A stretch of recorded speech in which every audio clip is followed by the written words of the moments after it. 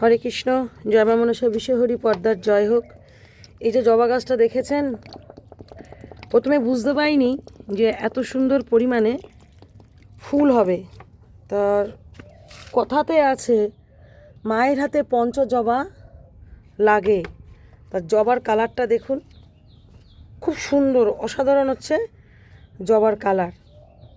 তো এই যে ফুলটা ফুটেছে, প্রত্যেক দিন একটা করে ফুল দেয়, প্রত্যেক দিন। আর যখন বর্ষাকাল আসে তখন বেশি পরিমাণে ফুল দেয়। তো এই ফুলটা আজকে মায়ের হাতে যাবে। আমি সবসময় মা মনসার বা হাতে নয়তো ওনার চরণে আমি দিই, ঠিক আছে? এই ফুল এই যে দেখুন বাগানে ফুটেছে, আরও আছে।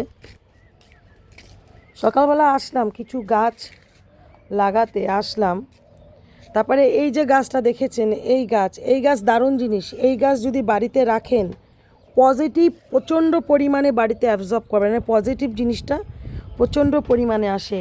একে লোকে কেউ পয়সা ফুল গাছ বলে, অনেকে অনেক রকমভাবে বলে, ঠিক আছে? তা জয় শ্রীকৃষ্ণ, রাধা মাধব, জয় মা মনসা বিশ্বহরি পদ্মার জয় হোক। ওগুলোতে জল দিয়ে দে।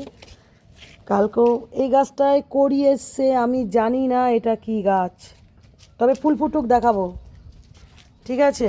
আর আমার সব থেকে প্রিয় গাছ হচ্ছে এই যে চাপা, ভীষণ ভালো লাগে চাপা ফুল গাছ। তারপর এই যে দেখুন,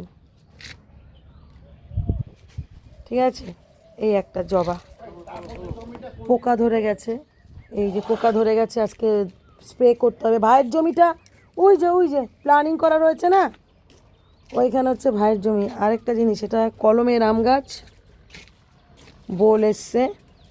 যাক, জয় শ্রীকৃষ্ণ, রাধা মাধব হোক আপনাদের আশীর্বাদে, যেন মাকে দিতে পারি। কারণ আমাদের গোপালের সব থেকে প্রিয় খাবার হচ্ছে আম, গোবিন্দর।